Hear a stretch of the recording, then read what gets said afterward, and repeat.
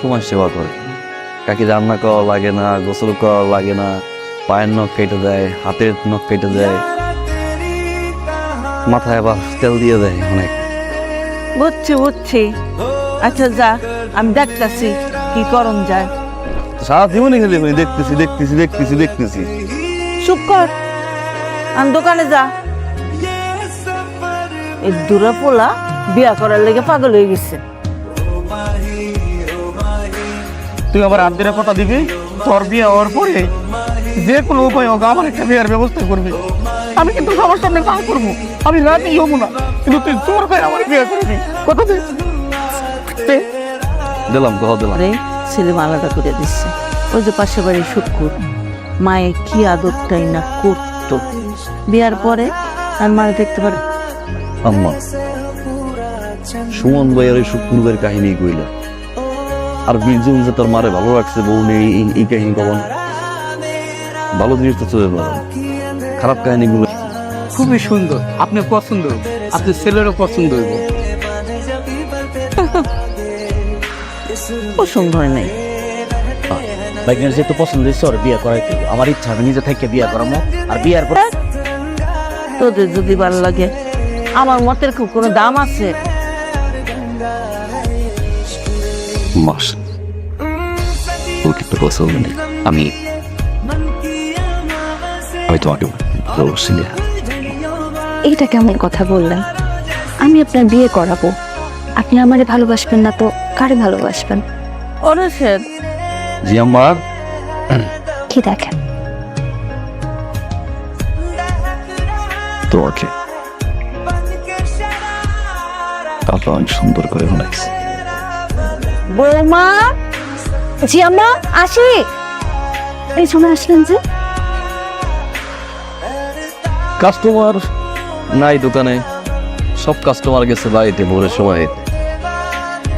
ভাবলাম আমি একটু ভোরের সময় দিই।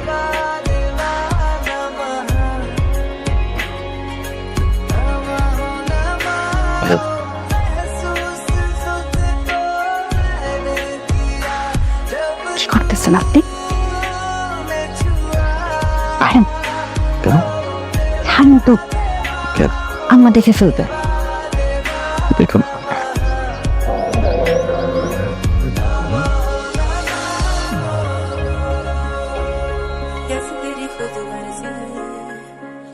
দুঃখের কথা আর কি গো ফুফম্মা, যে সেলিম আম্মার হাতে ভাত না খেয়ে থাকতে পারতো না, সেই সেলিম এখন আম্মার লগে ভাত খাইতে পারে না।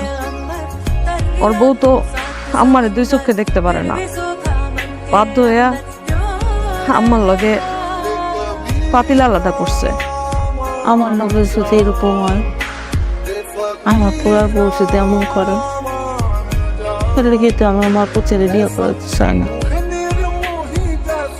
নীরারে বলবা, নীরা মা যেন কষ্ট না করে। হ্যাঁ, কে?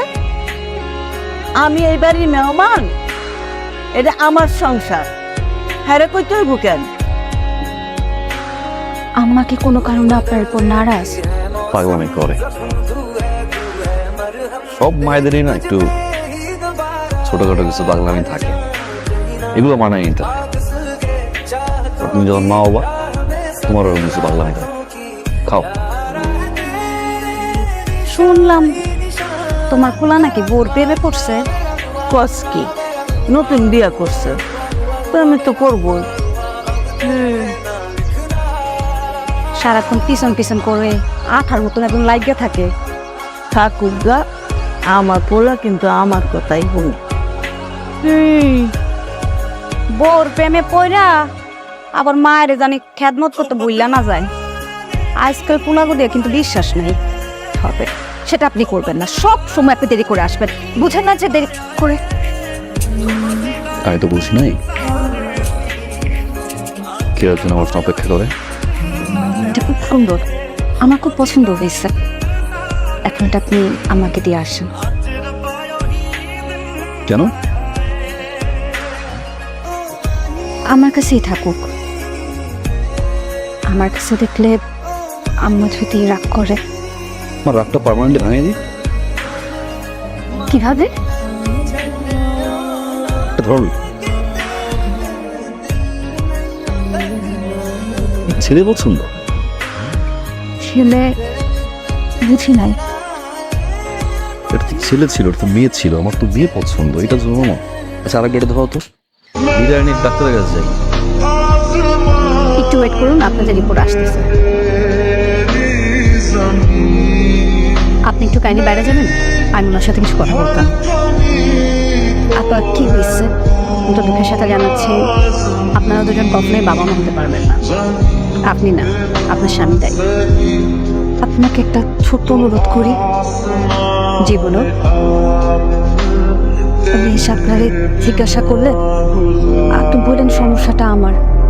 আমি আসলে চাই ওনার সাথে সারাটা জীবন থাকবে। ঠিক আছে? খালা, তোমার পোলার কপালটা একদম পড়ছে। এরম একটা মাইয়া বিয়া করাইলা, জীবনে তোর বাচ্চাটা চাই হইব না। তার সে এক কাজ করো খালা, তোমার পোলারে আবার বিয়া করাও, নাহলে ঘরে বাতি জ্বালানোর লোক পাইবা না। আমি আপনার পরিবারের জন্য অনেক বড় বোঝা হয়ে গেলাম না। কেন এটা বলবো? আমি কোনোদিন নাতু নাতির মুখ দেখতে পারবো না। আমি কি করছিলাম? আমার বাদ দেও। আমার কথা তো বাদই দাও, আমার কথা হলো তুই সাইজা দেখতে মঙ্গল। আমার তো নিয়ে লাগতে কোনো সমস্যা হয়েছে, হয়তো সবকিছু মেনে নিচ্ছি। তোমার সমস্যা কিন্তু আমি তোমাকে অনেক ভালোবাসি।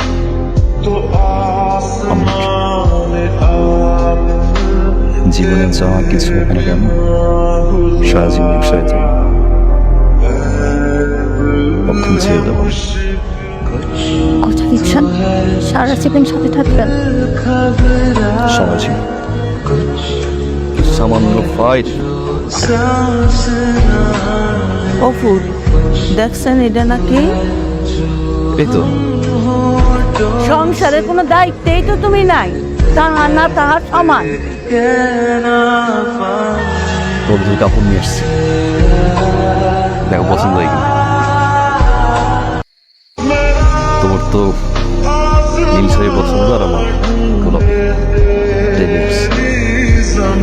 বেচা কিনে খুব ভালো হয়েছে মা, আজকে বেচা কিনে ভালোই গেছে মাশাআল্লাহ। এই শাড়িটাও তুমি পরে ফেলাইও, আমার শাড়ির দরকার নাই। আপনি আবার একটা কথা রাখবেন, আমার আপনার থেকে দূরে সরে যাই ভালো।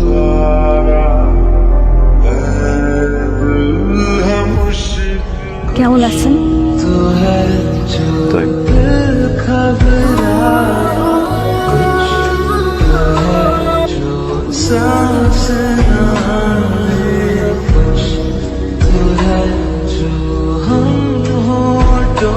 আমার মেয়ে